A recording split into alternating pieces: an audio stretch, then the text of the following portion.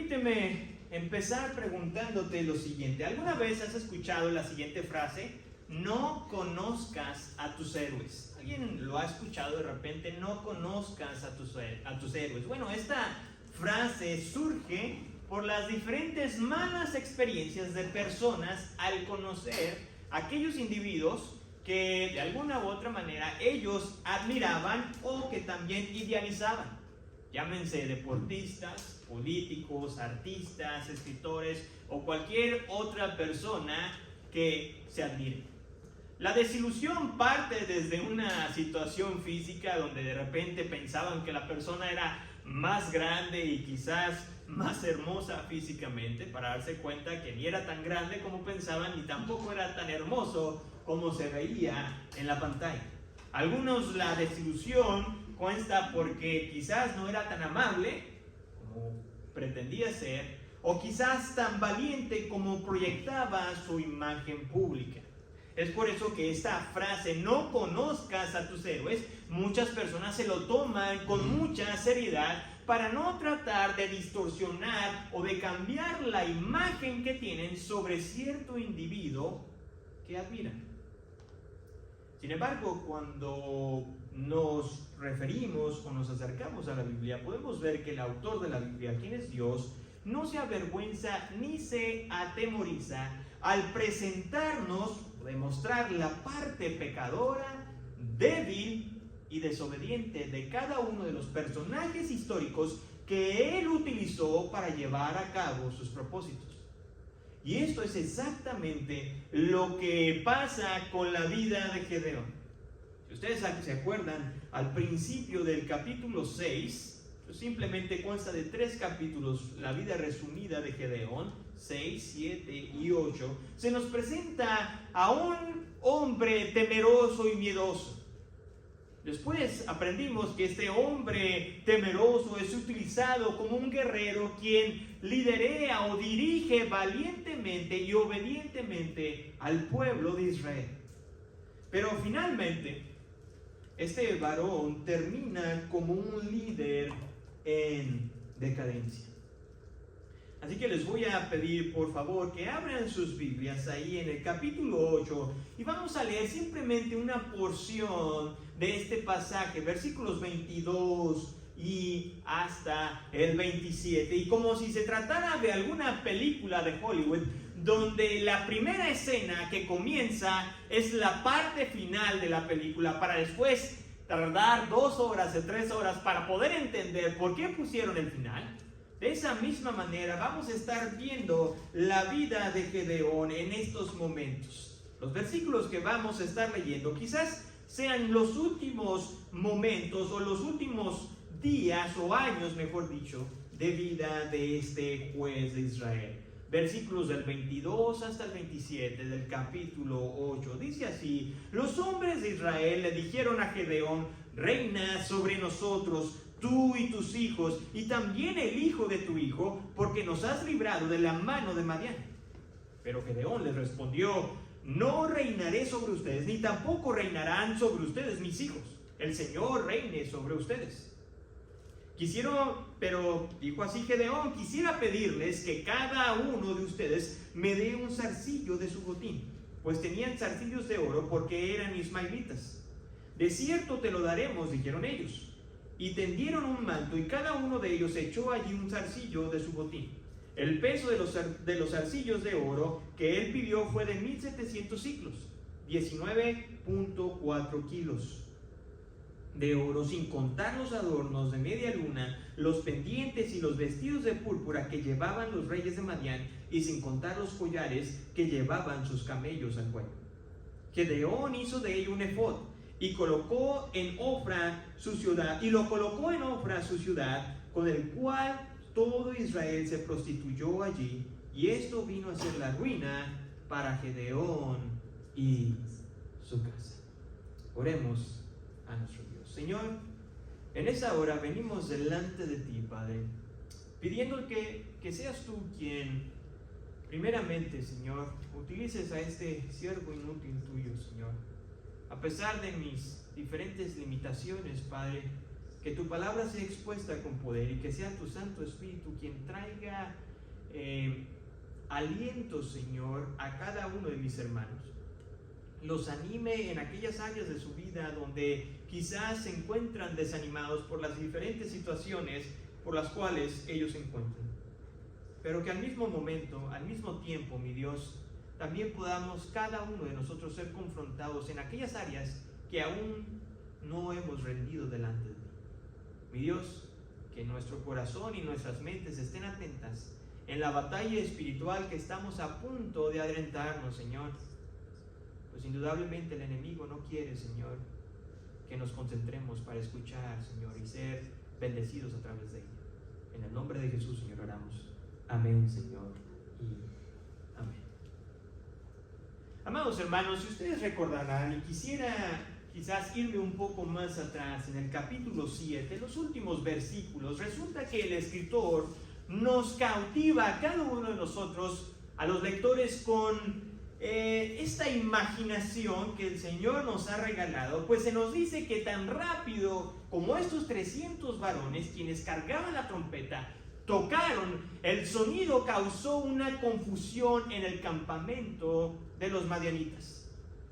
Y es aquí donde quiero que utilicemos este regalo hermoso llamado imaginación. Y imaginémonos lo siguiente: es probable que la distancia entre estos dos ejércitos enemigos no fuera mucha o no estuviera tan lejos, de tal manera que el sonido de las espadas, que se escuchaba el metal contra metal, y los gritos de desesperación del campo o en el campo enemigo podían ser escuchados de donde se encontraba Gedeón y estos 300 varones. Y es que lo que estaba pasando en aquel momento es de que la promesa de Dios, ¿se acuerdan? En el versículo 7 del capítulo 7, cuando Dios le dijo a Gedeón que con 300 hombres Dios salvaría a Israel.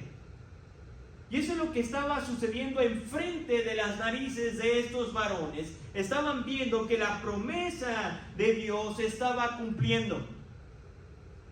Pero ahora, para aquellos quienes quizás es la primera vez que estamos indagando o conociendo la vida de Gedeón, nos vamos a dar cuenta que este varón toma una decisión que a simple vista, para aquellos quienes es la primera vez, no se ve tan mal. Ahí en el capítulo 7, versículo 24, simplemente una hoja atrás en tu Biblia, probablemente dice así, versículo 24 del capítulo 7. Gedeón envió mensajeros por toda la región montañosa de Efraín y dijo: desciendan contra Madián y tomen los vados antes que ellos, hasta Bet-bara y el Jordán. Y todos los hombres de Efraín se reunieron y tomaron los vados hasta Bet-bara y el Jordán. Amados hermanos, tú te preguntarás: ¿y qué tiene de malo pedir ayuda? ¿Que no se trataba de eliminar al ejército contrario? Bueno, ¿te acuerdas cuál fue la promesa de Dios? Dios le había prometido a Gedeón que él iba a liberar al pueblo de Israel. ¿Con cuántas personas? Con 300. No 301, no 300, 100. Bueno, no 300, 100, no, más bien, no 400 personas. Bueno, pero me entendieron, ¿verdad? Es un nuevo número. Con 300 personas Dios iba a liberar a su pueblo. Por lo tanto, esa orden de Gedeón, que aparentemente no se veía mal, era una desobediencia directa o una rebelión directa en contra de Dios. Y es aquí en los últimos versículos del capítulo anterior donde estamos presenciando los primeros pasos del declive de este juez que Dios en algún momento utilizó poderosamente. Amados, esta aparente inofensiva decisión de Gedeón empezó a cobrar efectos o consecuencias inmediatamente en su liderazgo. En el capítulo 8, el escritor nos describe lo siguiente. Simplemente para empezar, en el versículo 1 dice que hubo una discusión con una de las tribus, la tribu de Efraín. Dice así: entonces los hombres de Efraín le dijeron: ¿qué es esto que nos has hecho al no llamarnos cuando fuiste a pelear contra Madián? Y lo criticaron duramente. Para aquellos quienes estamos aprendiendo, resulta que la tribu de Efraín en aquel entonces era una de las tribus más fuertes económicamente y militar en Israel.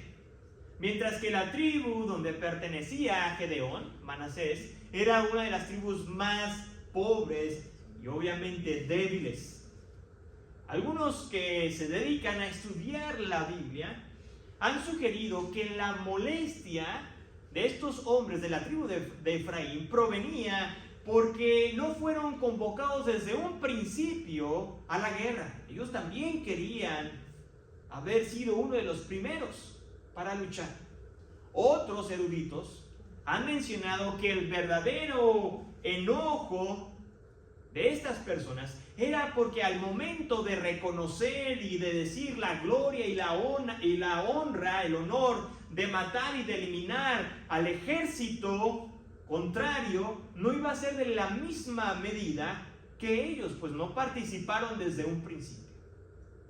Independientemente de que sea la primera o la segunda sugerencia, o quizás las dos, definitivamente el motivo del enfado de esta tribu de Efraín contra Gedeón viene de alguna u otra manera a confirmar por qué Dios le dijo a Gedeón que era necesario, ¿se acuerdan?, reducir el ejército.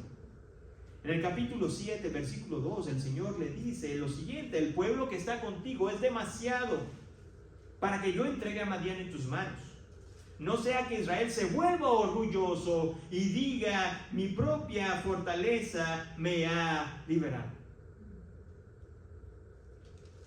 Hermanos, la desobediencia de Gedeón de traer más gente ya estaba cobrando sus efectos, a tal punto que se nos describe ahí que esa reunión que tuvieron en aquel momento era demasiado tensa.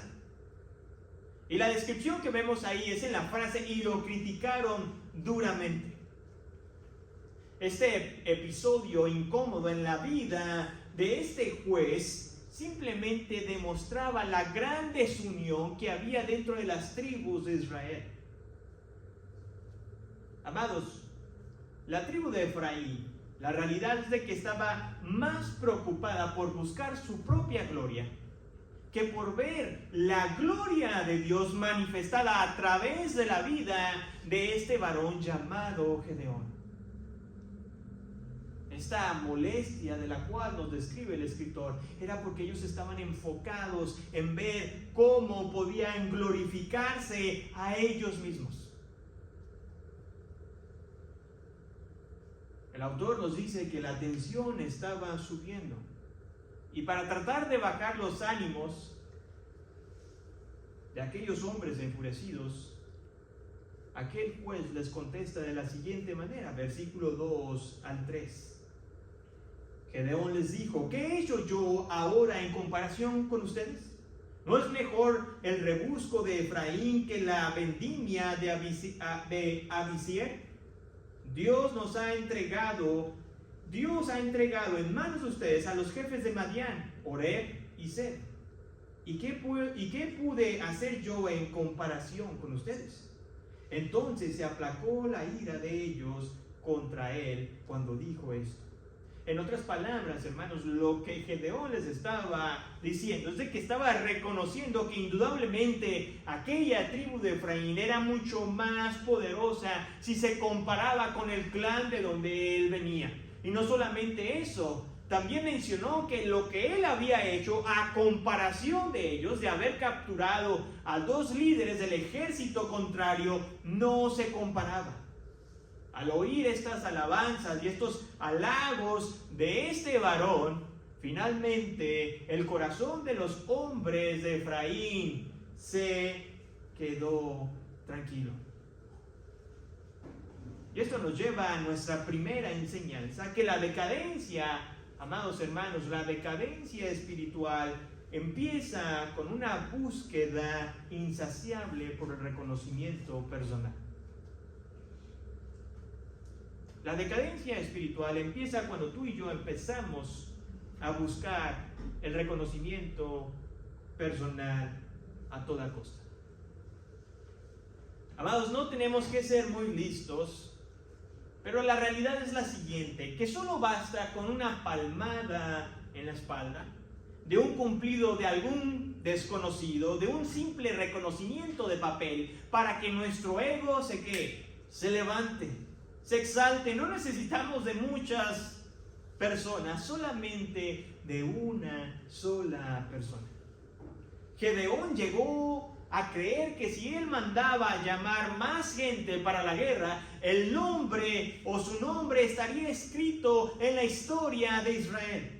Pero esta decisión solamente le trajo más crítica a su táctica militar.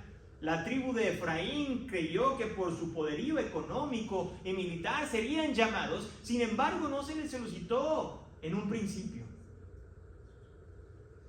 La búsqueda por el reconocimiento personal solamente trae insatisfacción.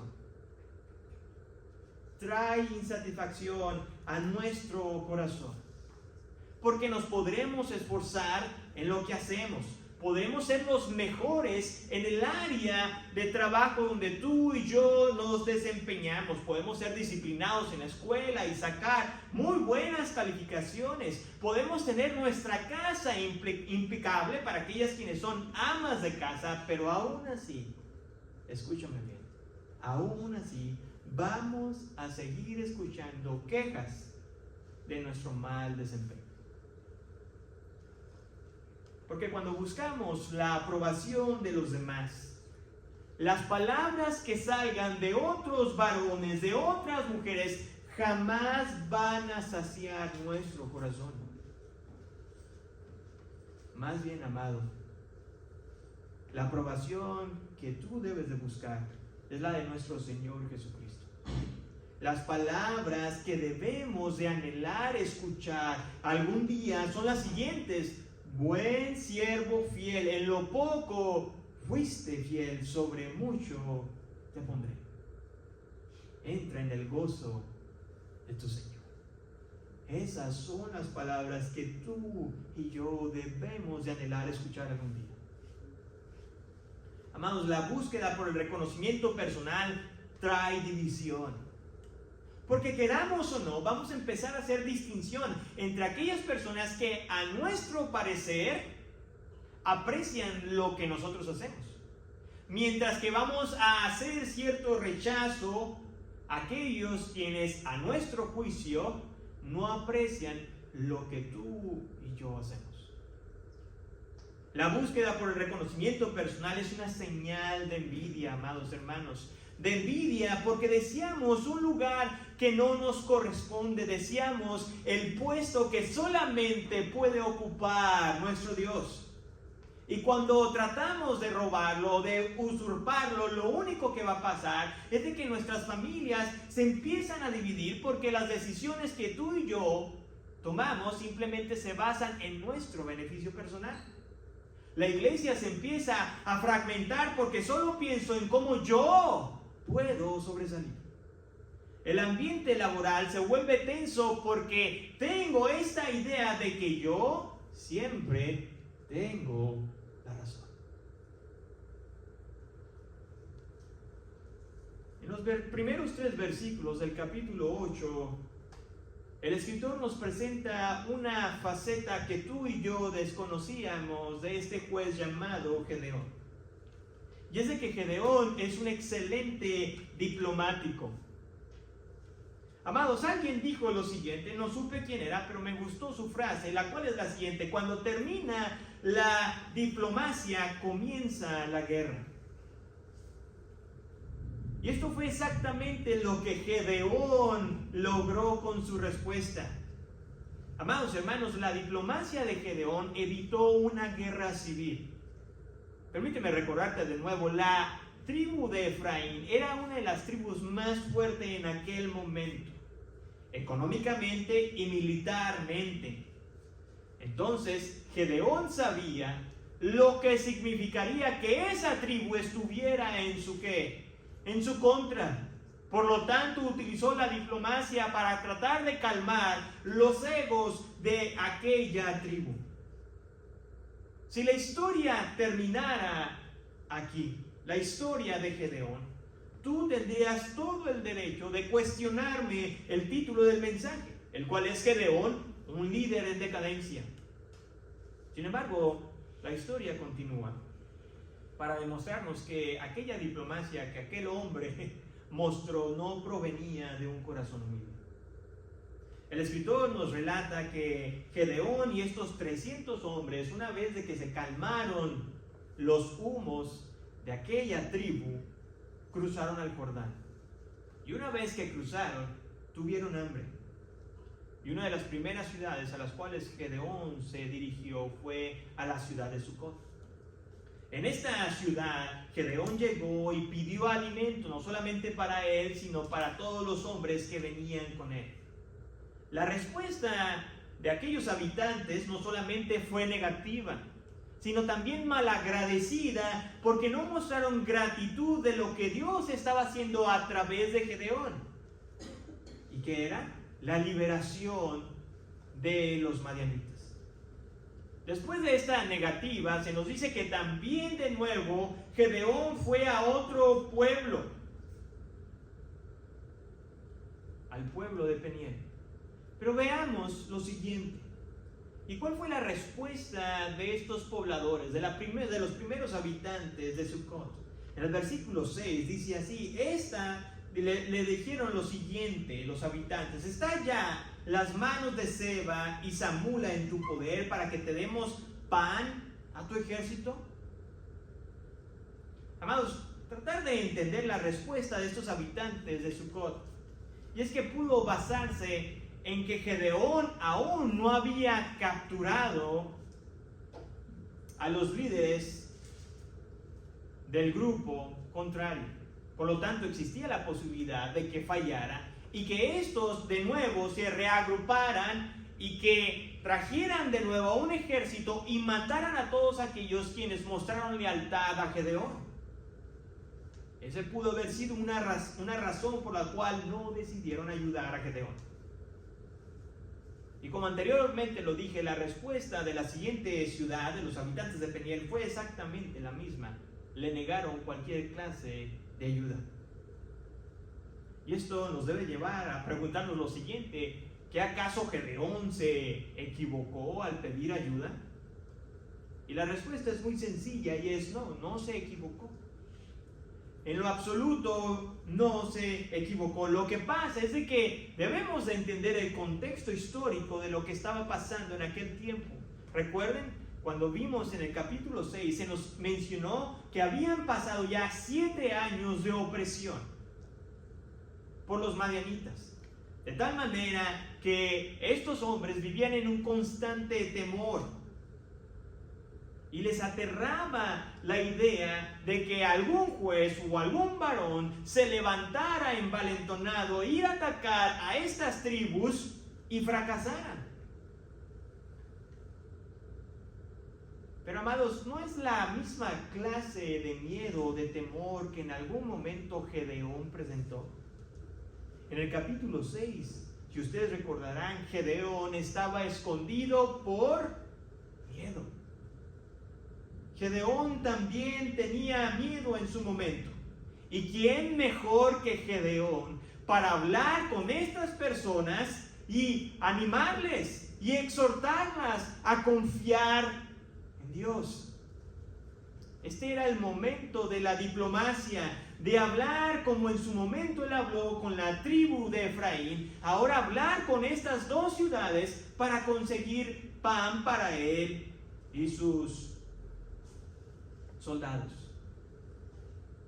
Sin embargo, amado, el escritor nos sorprende al decirnos que la diplomacia se acabó en aquel momento y el verdadero carácter de Gedeón salió a reducir. Fíjense lo que le contestó a la primera ciudad en el versículo 7. Muy bien, cuando el Señor haya entregado en mi mano a Seba y a Salmuna, trillaré las carnes de ustedes con espinos y cardos del desierto. Después, cuando se dirigió con los habitantes de Peniel, en el versículo 9, Gedeón les dijo lo siguiente: y habló también a los hombres de Peniel: cuando yo vuelva sano y salvo, derribaré esta torre.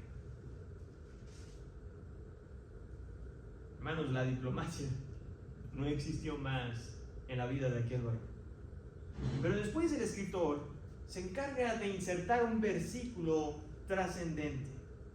Es como una forma de recordatorio para ti y para mí que la victoria finalmente no provino de la sagacidad de Gedeón, sino provino del Señor, quien se nos informa que de 135,000 soldados, un vasto ejército, simplemente quedó un puñado de 15,000 soldados. ¿Se acuerdan cuando en aquella ocasión, en el capítulo 7, se nos narra de esta confusión en el campo del enemigo cuando tocaron las trompetas? Bueno, de esos 135,000 solamente quedaron 15,000 soldados.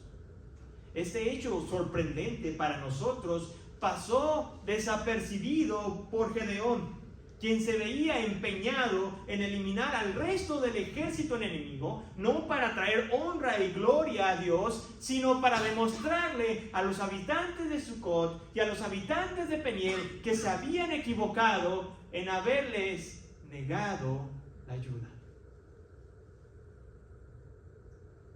Amados hermanos, esta es una motivación completamente errónea. La forma en cómo ya está dirigiendo la campaña militar este varón. Y es muy probable que tú y yo consideremos que existían los argumentos suficientes para que Dios pusiera un alto a esta campaña militar, que se había vuelto más una situación personal de demostrarle a los demás lo cual equivocado estaban. Sin embargo, el escritor nos menciona que Dios de alguna u otra manera, soberanamente, mejor dicho, permitió que los planes de este juez siguieran prosperando. Se nos dice ahí que finalmente los dos reyes o líderes de este ejército de los madianitas fueron atrapados y se les dio muerte. Y ahora Gedeón se dirige a las dos ciudades que anteriormente lo habían rechazado. Y la pregunta antes de avanzar que quiero que te hagas es la siguiente: ¿mostrará Gedeón misericordia a estas ciudades incrédulas, como en algún momento también Dios mostró misericordia a este varón incrédulo cuando le dijo: hey, ve, valiente guerrero? Y se acuerdan las diferentes excusas que Gedeón dio. Tristemente no hubo misericordia para estas ciudades. En un acto de ira y de venganza, Gedeón pasó de ser un libertador a un tirano militar. En Sucot se nos dice que castigó con violencia a los diferentes líderes de la ciudad, mientras que en Peniel fue mucho peor. Se nos dice que mató a los hombres de la ciudad. Amados, Gedeón había sido llamado para ser un libertador del pueblo de Dios, pero terminó dirigiendo una campaña militar dirigida por la venganza personal. Y esto nos lleva a nuestra segunda enseñanza, que la decadencia espiritual comienza cuando nos dejamos embriagar por el éxito. La decadencia espiritual comienza cuando nos dejamos cegar por el éxito que está a nuestro alrededor. Amado, la siguiente pregunta que te voy a hacer no es ninguna pregunta capciosa, así que la puedes responder con la rapidez que la voy a terminar. ¿Quién de nosotros desea tener una vida exitosa? Todos, claro, no hay nada de capcioso. Todos nosotros deseamos una vida exitosa. Es más, me atrevería a decir que una persona no estuviera en sus 5 sentidos si dijera que no quiere tener éxito en su vida. ¿Correcto? Deseamos éxito en nuestro trabajo, que nuestro trabajo nos pueda proveer cierta estabilidad económica. Deseamos que el tiempo invertido en nuestra familia se refleje en las buenas y saludables relaciones que pueda haber entre padre e hijos, hijos y padres. Deseamos también que seguramente algunos de nosotros llevamos la dieta balanceada y la disciplina en el ejercicio nos permita tener un cuerpo saludable. Deseamos éxito en cada una de las áreas de nuestra vida. Pero tenemos que ser muy sinceros y reconocer que nos cuesta trabajo reconocer que el éxito fácilmente nos hace olvidar a ti y a mí que seguimos necesitando de la gracia de Dios. Amados hermanos, cuando Dios permite que tengamos victorias en nuestra vida, estas victorias simplemente son utilizadas para confirmar la idea inherente, la idea pecaminosa que hay en nosotros, que fue a través de nuestro esfuerzo que nos hemos ganado la bendición de Dios. Decimos, yo tengo esto, ¿por qué? Por lo bueno que soy, por lo disciplinado que soy, porque soy una de las mejores personas en esa área, por eso Dios me ha bendecido. Me gustó mucho el ejemplo que puso en algún momento el pastor Timothy Keller y menciona lo siguiente. Imagínense a un hombre de negocios que trabaja muy arduo y que invierte muchas horas a su empresa. Obviamente que el poderío económico es el fruto de su éxito profesional. Pero la pregunta que nos debemos de hacer, o que él hacía a su audiencia, era la siguiente: ¿qué es lo peor que le pueda pasar a este hombre de negocios?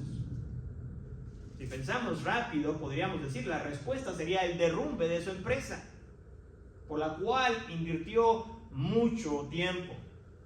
Es más, algunos podrían agregar, bueno, sí, el derrumbe de su empresa, pero al final al menos aprendió este varón que la felicidad no está puesta en el dinero, ni mucho menos en el trabajo. Eso es lo que podríamos sacar. Pero el escritor menciona algo que nos debe llamar la atención, que es lo siguiente, que ni siquiera esto es lo peor que le pudiera haber pasado, la bancarrota financiera. Eso no es lo peor que le pueda pasar a este varón. Lo peor que le pueda pasar a este hombre es de que su negocio sea un éxito. Y ustedes dirán, caray, ¿cómo? Bueno, sí, porque su éxito lo va a seguir alimentando la idea de que él es autosuficiente, de que él no necesita de Dios ni de nadie, que él puede controlar su vida. Definitivamente el éxito lo va a tener más esclavizado al dinero, al trabajo, al orgullo de su corazón, que el fracaso en su empresa. Porque al menos el fracasar en su empresa le ayudará a entender que la felicidad no viene de esas cosas. Amados hermanos, cuando Gedeón en el capítulo 7 fue llevado al campo enemigo para ser fortalecido y escuchar por labios de un enemigo que el Señor estaba con él y con Israel, Gedeón en ese momento, él sabía de su debilidad, estaba consciente de su debilidad, reconocía que la salvación provenía de Dios. Pero tristemente el éxito en su campaña militar sobre el enemigo habían cegado a este hombre, haciéndole creer que todo lo que había pasado había sido por consecuencia de su destreza militar. Por este mismo motivo, tú y yo debemos de darle gracias a Dios porque Él permite el fracaso en nuestra vida. Porque cuando fracasamos es mucho más sencillo reconocer que las bendiciones provienen ¿de dónde, mi amado hermano? Provienen de Dios. Que todo lo que tú y yo es por gracia.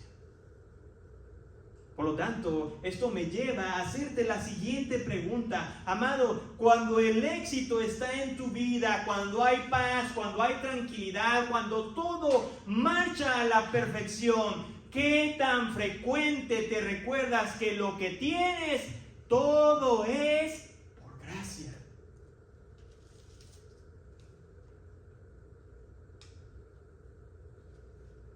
Después de este atroz acto de violencia hecho por Gedeón a estas dos ciudades, el pueblo de Israel se dirige de nuevo a Gedeón para pedirle que fuera su rey. Pero ese varón rechazó categóricamente esta petición. Y esto nos lleva a preguntarnos, ¿qué acaso este es quizás el acto de rendición, o más bien de rendición, de redimirse él como juez después de lo que había cometido? Es quizás el primer paso para someterse de nuevo Gedeón a la voluntad de Dios y no hacer su propia voluntad. Pero como leímos al final o al principio de la predicación, esto no fue así. Este varón, aunque rechazó convertirse en el rey de Israel, sus acciones, amados hermanos, mostraron completamente algo diferente, o lo contrario. Versículos 24 al 25 del capítulo 8, en palabras de Gedeón, dice así: quisiera pedirles, Gedeón les dijo, que cada uno de ustedes me dé un zarcillo de su botín, pues tenía zarcillos de oro porque eran ismaelitas. De cierto te los daremos, dijeron ellos. Y tendieron un manto, y cada uno de ellos echó allí un zarcillo de su botín.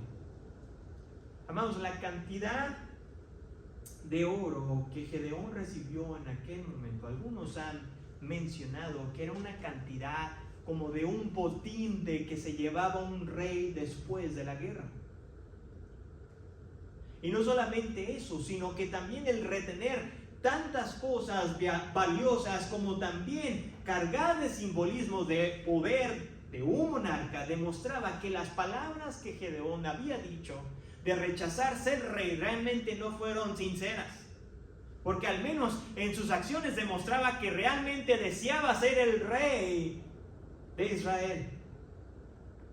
Pero el declive de este juez tristemente se va a acentuar más cuando se nos dice que de todas estas cosas valiosas el comandante o el juez las juntó para hacer un efod.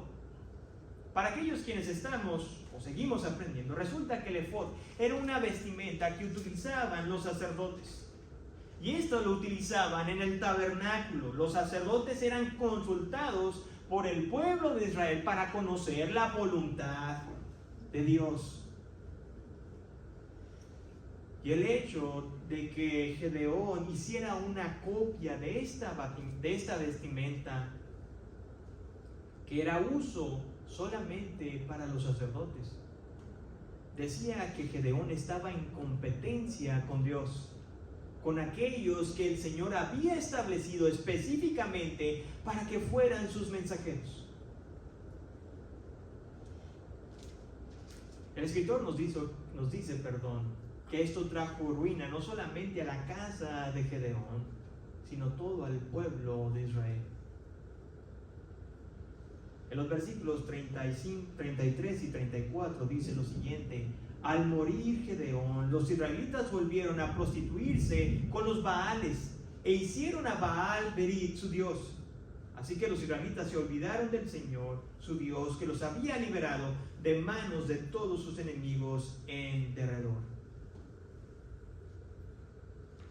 Amados, esto nos lleva a nuestra tercera enseñanza, la cual es que el declive espiritual comienza cuando rechazamos al verdadero rey de nuestras vidas.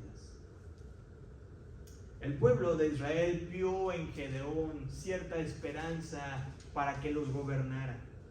Vieron en él la destreza militar, vieron sus tácticas de intimidación, fueron suficientes para que llegaran a creer que ese hombre realmente estaba capacitado. Pero el pueblo, al igual que Gedeón, también estaba cegado por su pecado. Y eran incapaces de ver que Gedeón simplemente estaba buscando cumplir sus anhelos en vez de cumplir los anhelos de Dios. Amados, aquí les va un dato muy interesante. Haciendo a un lado al juez Sansón, quien lo vamos a estudiar más adelante, haciendo a un lado a este juez Sansón, no ha habido ningún otro juez como Gedeón que causó tanto daño a la vida espiritual del pueblo de Israel. Es un dato no solamente interesante, pero es un dato también muy triste. Aunque este varón es mencionado en este pasaje famoso de Hebreos, donde se le conoce como los héroes de la fe, la vida de Gedeón es un recordatorio para cada uno de nosotros que cuando rechazamos al verdadero rey en nuestra vida y colocamos a algo más, mucha gente, amados hermanos, que está a nuestro alrededor, se va a ver afectada también. La realidad es de que mucha gente en la iglesia responde correctamente a la siguiente pregunta: ¿quién es el rey de tu vida? Y una gran mayoría, de una forma intelectual e incluso teológica, pueden articular y decir: Dios es el rey de mi vida. Pero al igual que Gedeón, sus acciones muestran lo contrario, porque sus acciones solamente revelan ese deseo ardiente de ser buscados, necesitados y admirados por los demás. A diferencia de Gedeón, quien utilizó su influencia y su autoridad para apuntar a los demás a él mismo, el Señor Jesús utilizó su autoridad y utilizó su influencia para apuntarnos al Padre Celestial. Y la pregunta que hoy te tienes que hacer, amado hermano, es el siguiente: la forma en cómo estás viviendo tu vida, ¿a dónde está apuntando? Cuando la gente te ve a ti, ¿a quién ve? ¿Te ve a ti mismo o ve al Dios que está lleno de misericordia? Oremos a nuestro Dios.